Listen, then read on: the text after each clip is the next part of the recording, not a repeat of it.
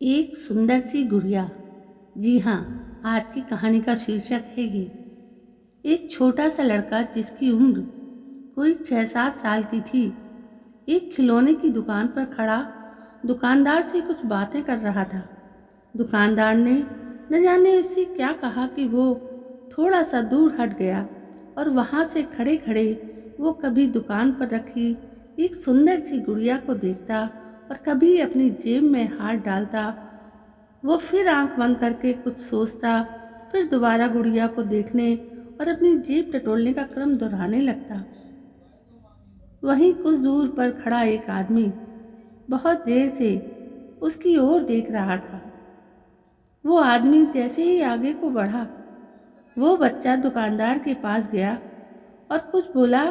फिर दुकानदार की आवाज़ सुने पड़ी कि नहीं, तुम ये गुड़िया नहीं खरीद सकते क्योंकि तुम्हारे पास जो पैसे हैं वो काफ़ी कम हैं। वो बच्चा उस आदमी की ओर मुड़ा और उसने उस आदमी से पूछा, अंकल, क्या आपको लगता है कि मेरे पास वास्तव में कम पैसे हैं? उस आदमी ने पैसे गिने और बोला, हाँ बेटा, ये वास्तव में कम है। तुम इतने पैसों से वो गुड़िया नहीं खरीद सकते। उस लड़के ने आह भरी और फिर उदास मन से उस गुड़िया को घूरने लगा। अब उस आदमी ने उस लड़के से पूछा, तुम ये गुड़िया ही क्यों लेना चाहते हो? लड़के ने उत्तर दिया, ये गुड़िया मेरी बहन को बहुत पसंद है और मैं ये गुड़िया उसको उसके जन्मदिन पर गिफ्ट करना चाहता हूँ। मुझे ये गुड़िया अपनी माँ को देनी है ताकि वो ये गुड़िया मेरी बहन को दे दे जब वो उसके पास जाए। उस आदमी ने पूछा, कहाँ रहती है तुम्हारी बहन? छोटा लड़का बोला, मेरी बहन भगवान के पास चली गई है और पापा कहते हैं जल्दी ही मेरी माँ भी उनसे मिलने भगवान के पास जाएगी और मैं चाहता हूँ कि मेरी माँ जब भगवान के पास जाए तो वो ये गुड़िया मेरी बहन के लिए ले जाए। उस आदमी की आंखों से आंसू छलकने लगे थे, पर लड़का अभी भी बोल रहा था।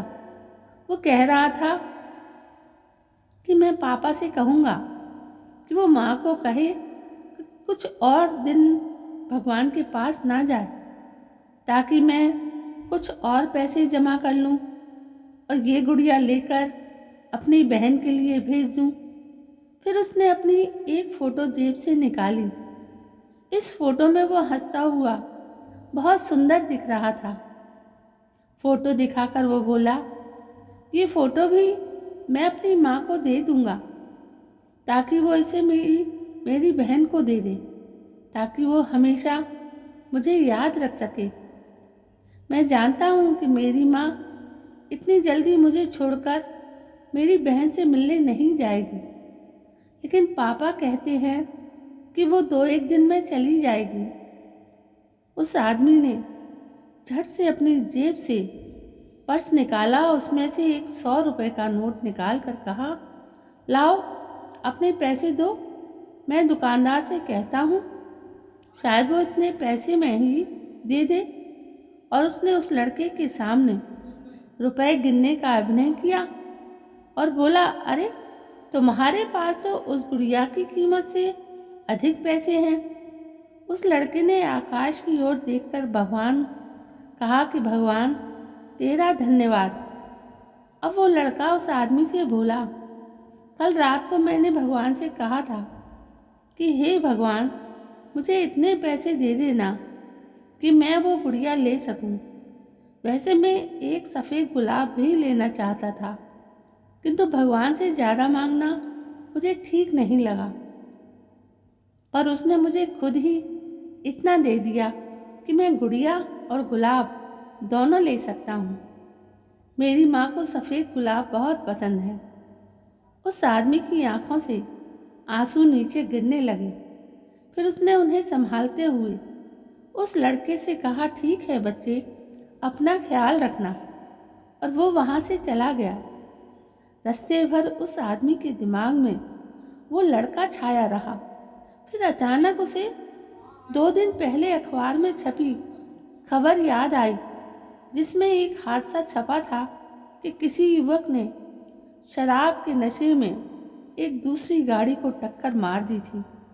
गाड़ी में सवार एक लड़की की मौके पर ही मौत हो गई थी और महिला गंभीर रूप से घायल थी। अब उसके मन में सवाल आया, कहीं ये उस लड़के की माँ और बहन ही तो नहीं थे। अगले दिन अखबार में खबर आई कि उस महिला की भी मौत हो गई है। वो आदमी उस महिला के घर सफ़ेद गुलाब के फूल लेकर गया। उस महिला की लाश आंगन में रखी थी। उसकी छाती पर वो सुंदर सी गुड़िया थी जो उस लड़के ने ली थी, और उस महिला के एक हाथ में उस लड़के की वो फोटो थी और दूसरे में वो सफ़ेद गुलाब का फूल था। वो आदमी रोता हुआ बाहर निकला।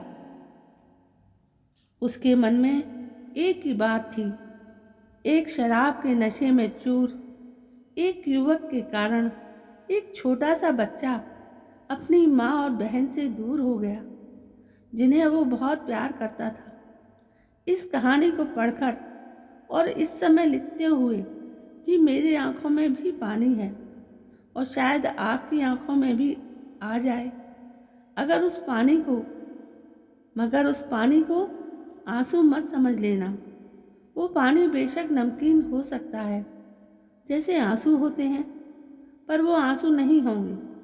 अगर ये कहानी पढ़ने के बाद आपकी आंखों में आंसू आते हैं जो आपको बदलने को मजबूर कर दें, तो ही उनको आंसू मानना, नहीं तो वो पानी ही होगा।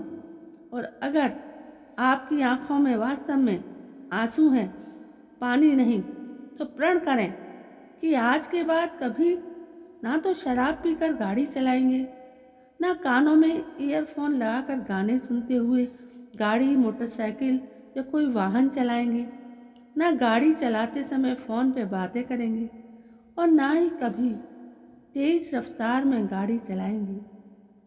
दोस्तों, ये कहानी अंदर तक झकझोर के रख देती है कि हमारी एक लापरवाही से कोई परिवार इस तरह बिछड़ सकता है।